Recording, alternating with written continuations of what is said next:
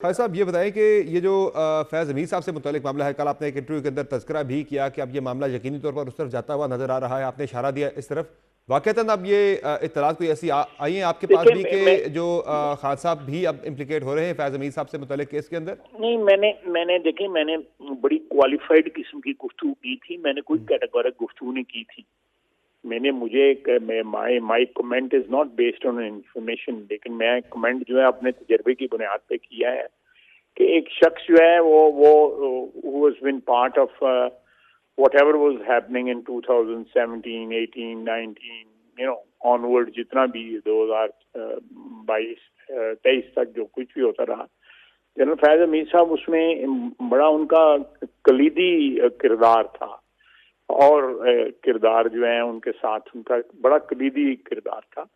और बरादरम सागदार साहब ने बड़ी अच्छी कल चीज डिफाइन की है कि एक चाय का कप जो है काबुल में, उसको पाकिस्तान को बड़ा महंगा पड़ा और पड़ रहा है, अभी तक पड़ रहा है। आप देखें कि ये जो है तालिबान वहां से इसलिए लाए गए कि कल अगर जरूरत पड़ती है पीटीआई को या पीटीआई को किसी मलेशिया की या आर्म्ड ग्रुप की जो है मुसल्लह जत्थों की जरूरत पड़ती है तो वो भी मुहैया किए जाए। आप देखें कहाँ तक इनकी सोच जा रही थी।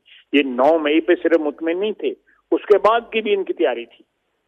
तो वो ये जो फिर तहकीकात है इनका दायरा कार फिर आपको शायद वसी करना पड़े, और जनरल बाजवा साहब के भी उनसे भी शायद तहकीकात आपको करनी पड़े, पूछताछ करनी पड़े, जो जाहिर है फैज साहब ने सारे फैसले तो नहीं लिए, उनके ऊपर जो आर्मी चीफ थे बाजवा साहब क्या हो रही है, तहकीकात क्या हो रही हैं, वो तो मुझे कथित तौर पे नहीं है रही। सर जिन चीजों की तरफ आप इशारा कर रहे हैं सर, वो तो जनरल बाजवा साहब की मंजूरी के बगैर तो हो नहीं सकती है।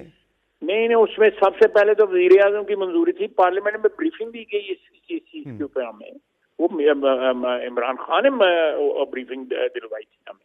अच्छा सर, अपने तजुर्बे की बुनियाद पर आप इस केस के अंदर इमरान खान साहब को इम्प्लीकेट होता हुआ देख रहे हैं, क्या आप बाजवा साहब को भी इस केस की जद के अंदर आता हुआ देख रहे हैं सर?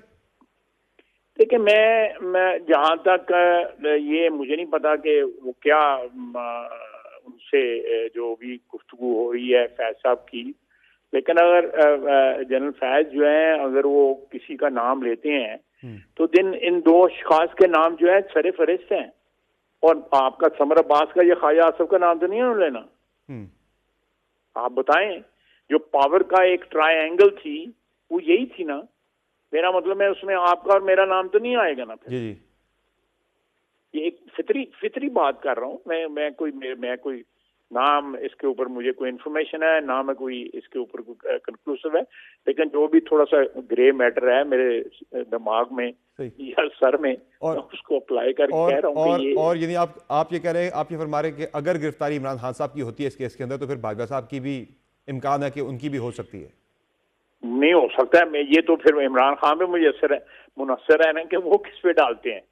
सही है। मैं तो जो है जो फैज साहब जो है वो अगर देखें, एक्चुअली जो हमारा नॉर्मल स्ट्रक्चर है, कानूनी या एडमिनिस्ट्रेटिव स्ट्रक्चर जो भी उसको कह लें, उसमें the buck stops at prime minister's table, जो हमारा आइन कहता है। सही।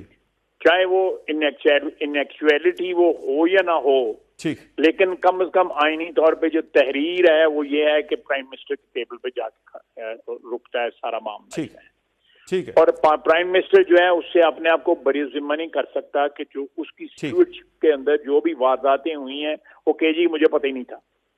ठीक है, बहुत शुक्रिया।